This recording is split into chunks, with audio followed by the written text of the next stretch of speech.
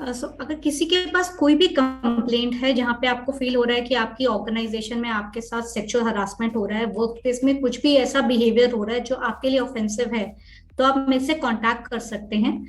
मेरा नाम शिवानी मदान बोस है और मेरे ऑर्गेनाइजेशन का नाम प्राउड एचआर सर्विसेज है। मेरा ईमेल आईडी है info@proudhr.com। आप मेरी कॉन्टैक्ट डिटेल्स फेसबुक, इंस्टाग्राम या फिर लिंक्डइन के थ्रू भी ऑब्टेन कर सकते हैं। कोई भी आपके पास कंप्लेंट हो, so please get in touch with me और जितना हो सकेगा हम आपकी मदद करेंगे। Thank Excellent, excellent. So moving on then, we've had some discussions on social Me Too, and it only came about a couple of days ago. A couple of days ago, I was speaking to a woman in Tokyo, and it's along this line that abusers, so the men who abuse, so it's a massively, there are women that abuse men, obviously, but it you। is generally speaking a lot more of a male problem. So yes. there is a sense of entitlement, I think, that men feel that they can approach and should be desired by women irrespective of anything.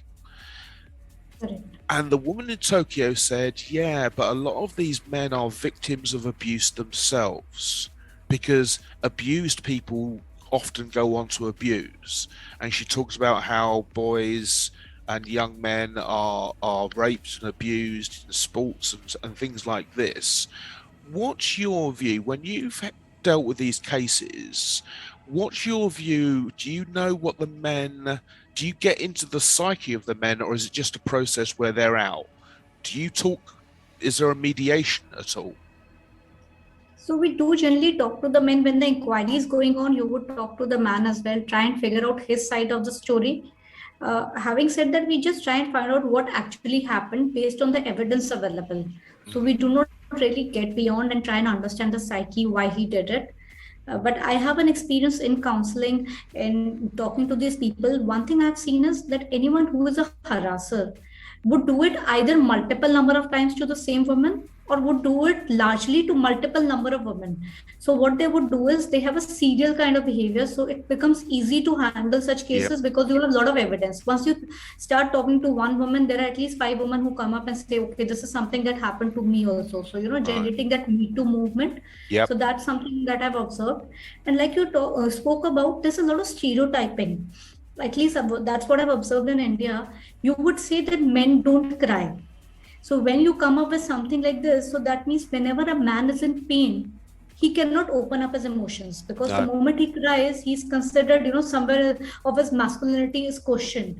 Whereas if a woman cries, that is okay. So if a man has a breakup, he can he can resort to alcohol, he can Yep. smoke, he can Yep. probably even take up drugs. That is acceptable. He can beat up his wife.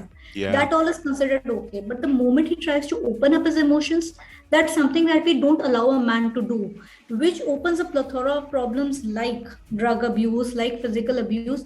The main reason is we're not giving him that shoulder to cry on when he needs it, and Mm. we're not allowing him to vent out his explosions. Like, I believe crying is a very, very natural emotion that we have, Absolutely. and we are blessed to have it.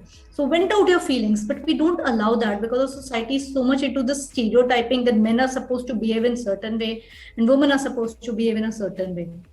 It's very true, actually. I just finished a book. I say just finished. So, I just finished this book, The Mother of Invention. And, and what it talks about is so, you know how suitcases have wheels on? Yes. Yeah. So, the first person to come up with that idea came up with the idea in like 1930, but they didn't become a feature on suitcases until 1970 because basically this male ego, the ugh, ugh, I carry your cases, ooh, ooh. I mean, I've been to Mumbai, and obviously you've got loads of porters running around all over the place there, but it literally didn't happen until 1970. And what the reason it took off then was because flight crews and cabin crews were wheeling these trolleys through airport arrivals or departures. And people went, ooh, that looks cool. We want to be like that. And it took that, so it took 40 years to break into this male ego. So, culturally speaking, what needs to happen in India? What needs to, yeah, I mean, it's almost an impossible question, but if you were throwing some ideas out there as to what would help, what sort of things would they be? So I think first thing that really needs to be worked upon is how we raise our kids, both boys and girls. For girls, I think we're doing a lot of things right, probably raising them as equal as men. And just we need to let them know that you need to stand up for yourself. So it doesn't have to be a fairy tale where you get a prince charming who saves you and you live happily ever after. You need to save yourself. You need to speak up for yourself. A lot of harassment cases would simply diminish if women stood up and said, look, this is not okay. I don't Yeah. accept this behavior. What a lot of times I see women not doing that. They would sit around in circles, talk to their friends, expect sympathy, and also expect the fact that this is okay. This is something I have to live with it. Why don't speak up against it? I think it's very, very important to women to speak up for themselves. Right now, they are educated, they can cook, they can drive. So they've got a lot of life skills in their place. All they need to believe in themselves, have the confidence in themselves that they're right. And if they find something offensive, object against it. And by all means, go around it and ensure that your voice is heard. That's, I think we do it every single day. Indian women are very, very resilient. The moment that you feel that an Indian woman has entered the workflows, it means that she has already handled a lot of challenges at her home, in the society, and reached there. So she is a resilient, bold woman. All she needs to do is stand up for yourself. And when I talk about, the raising male child, there's so much we need to tell them. So they would expect their girlfriend to be as per the current times, but the moment they think of marrying someone, they want her to be like their mother, who's probably 50 years older. They want her to cook like, her mother and look as beautiful as her girlfriend is. She has the same ambitions that you have. She has a right to follow her dreams. It doesn't mean that she's got married, so she has to set aside everything and compromise for the family. So if compromise happens, it has to happen on both ends. A lot of Indian men are just not mentally ready to handle a strong, independent Indian woman. They get really hassled when they find someone who has her own opinions, is trying to make a living for herself, has her own dreams, because that's something their mother never did. No. And they don't want their wives to do that either.